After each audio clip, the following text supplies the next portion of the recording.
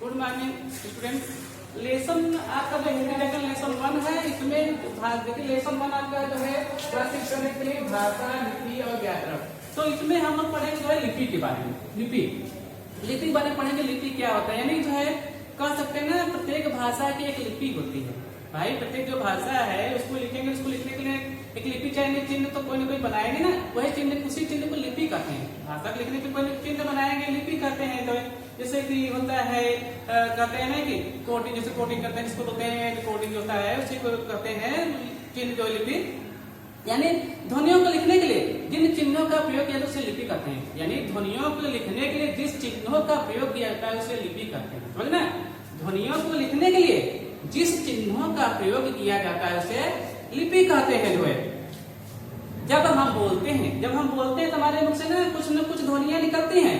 जब हम बोलते हैं तो हमारे मुख से जो है ध्वनियां निकलती हैं। जब बोलेंगे तो हमारे मुख से क्या निकलेगी, ध्वनि निकलेगी जो है। तो उन ध्वनियों को निकलने के लिए एक चिन्ह चाहिए जिसको बोलते हैं लिपि। उसी को हम लोग लिपि कहते हैं जो है ना।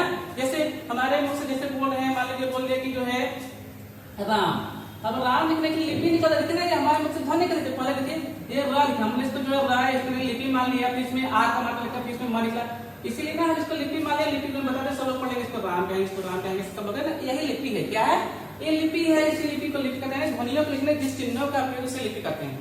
ध्वनियों को लिखने के लिए जिस चिन्हों का प्रयोग किया जाता है उसे लिपि कहते हैं, समझे ना। देखिए प्रत्येक भाषा की अलग अलग लिपि है। देखिए जैसे ना आपका हिंदी है, संस्कृत है, मराठी है, कोंकणी है, इसकी लिपि जो है देवनागरी है, समझे ना। देखिए जैसे भाषा करके भाषा हो गया है, देखिए भाषा कर भाषा हो गया आपका, कैसे देखिए क्या कहते हैं कि हिंदी है, देखिए हिंदी है, संस्कृत है, देखा ना, हिंदी है, संस्कृत है। इसके बाद देख रहे हैं क्या कहते हैं कि मराठी है, फिर कोंकणी है, देख रहे ना, कोंकणी है।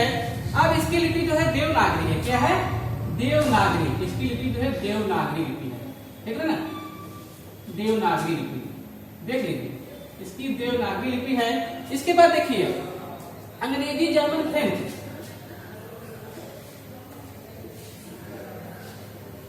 अंग्रेजी, जर्मन,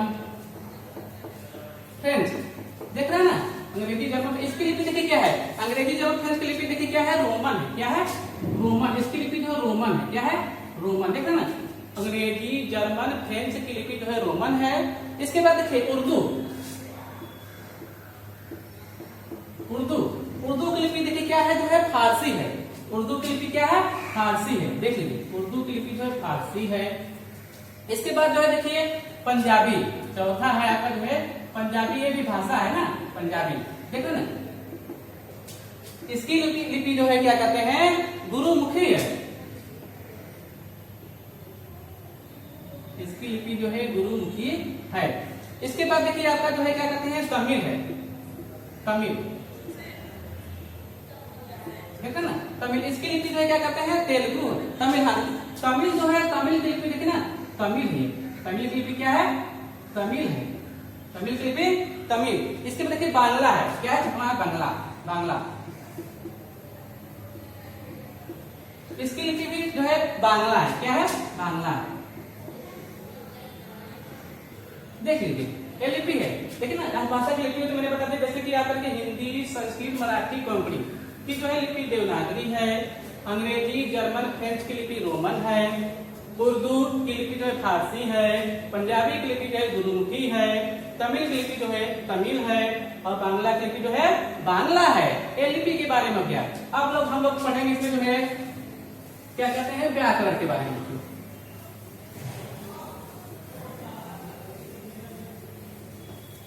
देखा है ना, अब जो है हम लोग पढ़ेंगे व्याकरण के बारे में।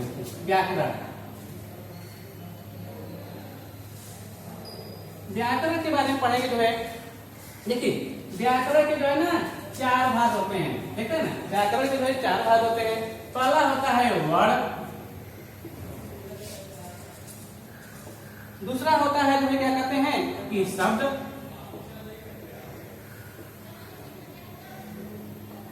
तीसरा देखिए होता है आपका जो है क्या कहते हैं पद। आपका देखिए चौथा हो गया आपका वाक्य। क्या होगा? वाक्य। देख रहे हैं ना, चौथा आपका जो है वाक्य होगा। देख लीजिए अब जो है यहाँ पर देख रहे हैं जो व्याकरण है आपका, व्याकरण के देखिए 4 अंग होते हैं। पहला आपका वर्ण होता है, दूसरा होता है शब्द होता है, तीसरा पद होता है और चौथा जो है वाक्य होता है। ये व्याकरण के अंग है, ये व्याकरण के अंग है। तो आप लोग व्याकरण के अंग समझे, व्याकरण के जो 4 अंग होते हैं, पहला तो देखिए वर्ण है, दूसरा शब्द है, तीसरा पद है, चौथा जो है वाक्य है। इसको आगे आपको ना लेसन वाइज तो पढ़ाया जाएगा। देखिए वर्ड क्या होता है ना। आप जैसे कि वर्ड देखिए क्या होता है कि वर्ड जो है भाषा की सबसे छोटी इकाई होती है। वर्ड जो आपका देख रहे हैं ना, वर्ड जो है भाषा की सबसे छोटी इकाई। आपका इसके बाद जो लेसन पढ़ाए ना, वर्ड ही जिसमें विस्तार से पढ़ाया जाएगा, समझे ना। वर्ड विचार के अंतर्गत जो है आप वर्गों के जो है वर्णों के जो है ना, वर्गों के आकार, बनावट, इसके बाद जो है सही उच्चारण आदि का अध्ययन किया जाता है। वर्णों के द्वारा जो है ना आप जो भाषा का जो होता है, आकार होता है, बनावट होता है, ये सब अध्ययन किया जाता है। इसके बाद देखिए ना आपका शब्द क्या है, दूसरा आपका जो है ये पहला वर्ड बता दिए वर्ड। देखिए वर्ड के बारे में बार सुन लीजिए जो है कि वर्ड के माध्यम से हम लोग क्या करते हैं ना कि भाषा का आकार, बनावट, सही उच्चारण आदि का जो है अध्ययन करना सीखते हैं जो है। अरे भाई भाषा सभी लोग बोलते हैं, लेकिन उस भाषा को अच्छी तरह से बोलने समझने के लिए व्याकरण का ज्ञान होना अति आवश्यक है, समझे ना। भाषा का जो व्याकरण जो है, व्याकरण वह शास्त्र है। व्याकरण की परिभाषा सुन लीजिए पहले, व्याकरण की परिभाषा सुन लीजिए जो है, व्याकरण वह शास्त्र है जिससे भाषा के शुद्ध रूप का ज्ञान होता है। भाषा की परिभाषा सुनिए, व्याकरण वह शास्त्र है, व्याकरण वह शास्त्र है जिससे भाषा के शुद्ध रूप का ज्ञान होता है।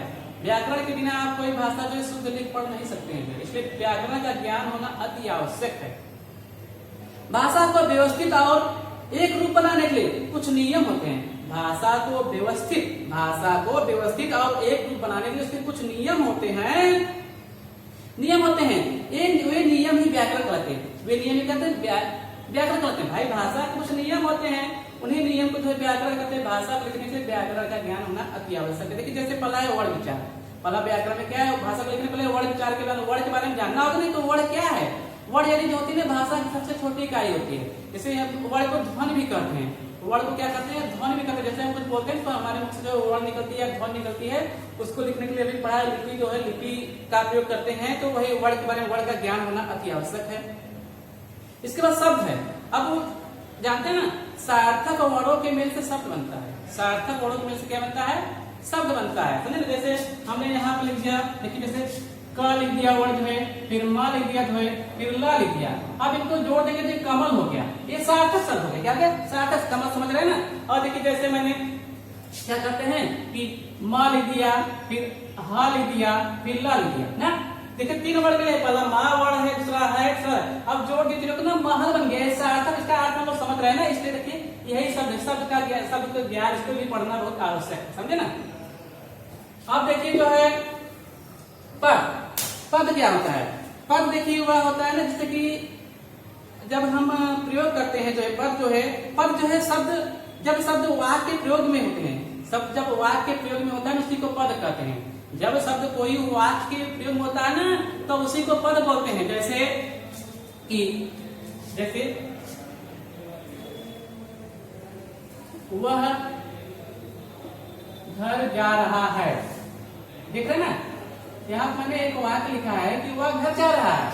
इसमें देख रहे ना, अब जो है इसमें पद देखिए क्या है इसमें, ये देखिए कैसे 1 पद 2 पद 3 4 5, ये जो है इसमें 5 पद बने हुए, 5 पद, ये 5 पदों से वाक्य बना है। यही पद है, क्या है, यही पद है ना। जैसे वह 1 2 3 4 5, ये 5 पदों से बना हुआ। जैसे घर इसमें पद है, जो घर है जो क्या है पद है, इसमें 5 पदों से बना हुआ है। जो है देखिए जो है कर है, जब शब्द वाक्य के प्रयोग होते हैं तो ये पद कहलाते हैं।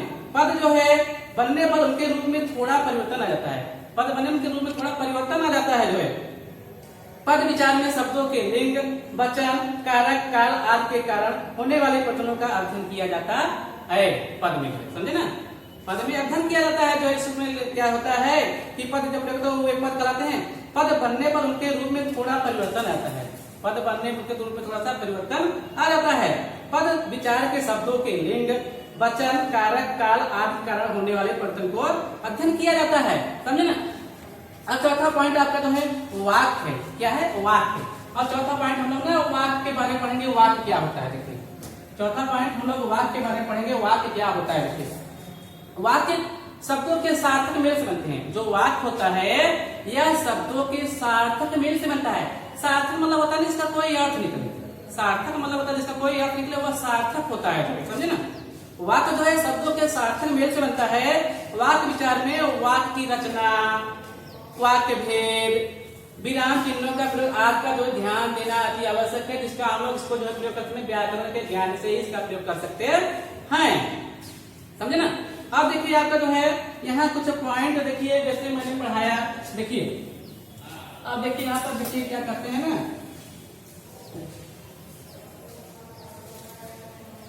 देखिए जैसे पहला है चल रहा है जो है कि भाषा और विचारों, भाषा विचारों के आदान प्रदान के माध्यम को भाषा कहते हैं। भावों और विचारों के आदान प्रदान के माध्यम क्या कहते हैं? भाषा कहते हैं। हमारे देश के संविधान में 22 भाषाओं की मान्यता मिली है। जो है हमारे देश की राष्ट्रभाषा और राजभाषा हिंदी है। जो है हिंदी दिवस 14 सितंबर को मनाया जाता है। हिंदी भाषा की वह बोलियां जैसे अवधी है, खड़ी बोली है, ब्रज भाषा है, छत्तीसगढ़ी है, बुंदेलखंडी है, मैथिली है जो है, और इसके बाद जो है गढ़वाली है, कुमाऊनी है, जो है भोजपुरी है। ये सब ध्वनि। अब देखिए ना अगला पॉइंट आप इसमें नोट कर लीजिए। ध्वनियों को लिखने में जिन चिन्हों का प्रयोग किया था उसे लिपि कहते हैं। अब देखिए ना व्याकरण के 4 अंग होते हैं, जो भी मैंने पढ़ाया आपको। जो है जैसे कहते हैं वर्ण, शब्द, विचार और पद। ये आपका लेसन जो है क्या कहते हैं? भाषा, लिपि और व्याकरण। समझे ना। अब आप लोग इसको पढ़िए और लिखिए तो समझिए। ठीक ना।